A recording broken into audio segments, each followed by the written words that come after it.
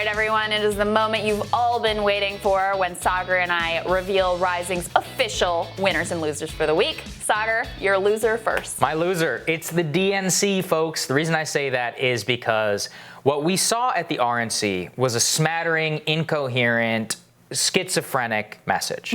However, there were many different things for many different people. Okay. The DNC message was one thing. Trump is bad.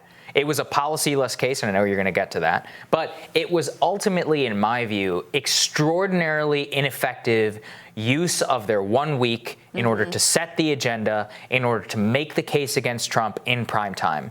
Both Kamala and Joe Biden's speeches had nothing to do with working people, had nothing to do with the actual record of the Trump administration. It was all centered around soul of democracy, basically nonsense, in my view. I don't think that people think that way.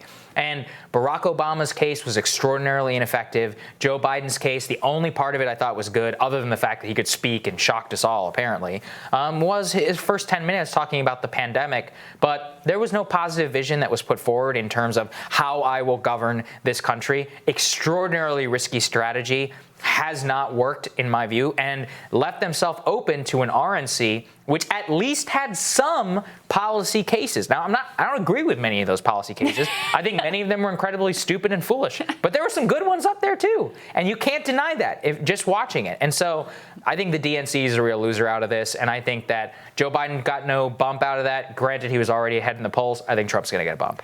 I think Trump's going to get a bump. Do I think that any of it's ultimately going to be determinative? No. You know, it's such a low bar. I think both of these conventions really missed the mark in terms of leaving off the table any of the economic concerns of, you know, people going through what is at least a Great Recession, potentially a Great Depression. Right now, 1 million new unemployment claims just in the last week. And that was, you would not know that watching either of these conventions. So to me, it was a tremendous missed opportunity for both. I will say, you know, at least they had some like trappings of class language at the RNC. So at least you had that. And I think because Democrats have gone all in on Trump is bad, look, again, people know how they feel about Trump. So you're really just wasting your time when you're continuing to go down that path. Let the media make the case, let people's own lives and what they're experiencing make the case, and focus on some actual things that you would deliver for the American people that would be different from the Republicans. So I think that was the real missed opportunity, which leads me to my loser, which is policy. No policy. Really, this is the most... I love that photo. I mean, it is a great photo. Whoever picked that, thank you. This is the most substance-free presidential election, certainly of my lifetime. Yeah. I mean, even in 2016... the Democrats had some ideas that they really tried to put forward of an agenda. None of it really was the central part of their case. Their central case was about Trump and his morality. But on the Trump side, you had a very clear, it wasn't like the white paper type of policy, but you had a clear view, you know, on immigration, on trade, on infrastructure. You had a kind of clear idea of what he was running on and what a Trump administration would look like. Certainly going back to 2012 when I covered that campaign, I remember knowing in detail Romney's tax plan and Paul Ryan's entitlement plan and how Obama would contrast with that and the details of their healthcare policy. Remember Obama versus Hillary, like how detailed that was on healthcare. Like, it's easy to forget that we used to actually get into the weeds on these things and debate on the merits. Obama-McCain, too. It was actually a great election, great policy election. Right, and that was right. The financial collapse, and there were very, very specific ideas that were discussed and debated and all of that. And, I mean, both of these conventions were essentially utterly devoid of any sort of forward-looking agenda for the future.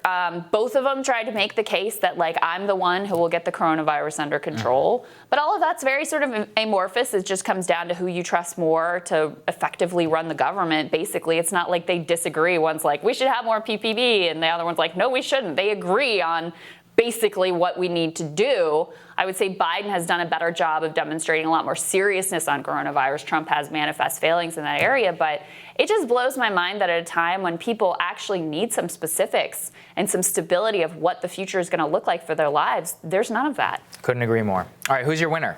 So on the flip side, the winner, to my chagrin, is identity politics. In the absence of policy, this is what you lean on. this is what you collapse to.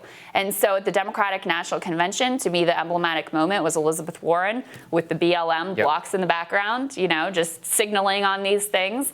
And then the RNC almost had more identity politics even than the DNC. Of course they do. Republicans love to play this game. Yeah, and they were all in. Oh, but it's different a little bit from 2016. I mean, they were all in on let's put up Donald Trump's black friends to convince people he's not racist. Let's do a montage of women in the White House. Let's do a montage of the suffrage movement. And, I'm in favor of the suffrage movement, in case you didn't know. These are all fine and good things. But oftentimes, when you're just focused, as you know, on identity, rather than what those diverse faces actually stand for or would do with their power or what it means for you in your life, it's a way to avoid having to actually deal with substance. So to me, the fact that policy is the loser and identity politics was the winner, those two things really go hand in hand. Yeah, and that's something that always drives me absolutely insane. I've told this to him so many times. I'm like, do you think that women care that Trump has a lot of women who work for him? Or do you think that they care if they have more wages and ability to care for their children? And or ability to join a union. Most would go with the latter. Right. I probably would too. I'd be like, oh, there's a lot. If there was a president with a bunch of Indian dudes working for him, I'd be like, okay, that's kind of cool, but what are you going to do for me? And that's mostly. Wait, so you're saying you're not going to back Kamala Harris? That's right. Well, that's a fun one in the Indian community right now. But I mean, that's the real thing, that these identity politics things are so dumb. They're not representative whatsoever of the actual communities that they're supposedly speaking to.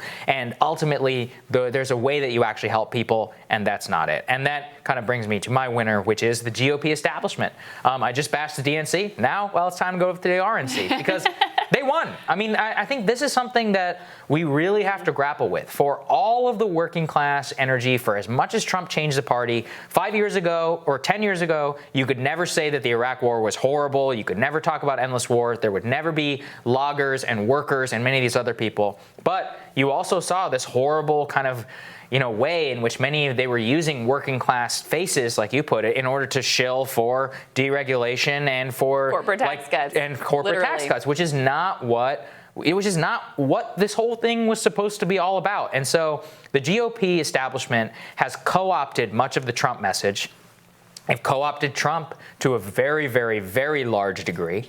And on the policy, substance, and level and their control of the party, they've never been more powerful than they are right now. And that's depressing, but it has to be admitted as somebody who wants to defeat them. Yeah, I think that's well said. All right, next week on Rising, political consultant and author Ryan Godersky will talk about his book, They're Not Listening, How the Elites Created the National Populist Revolution. Journalist friend of the show, Zed Jelani, of course, also going to be here. That's right. And remember to hit that subscribe button so you don't miss any of our videos. Don't forget to like and share as well.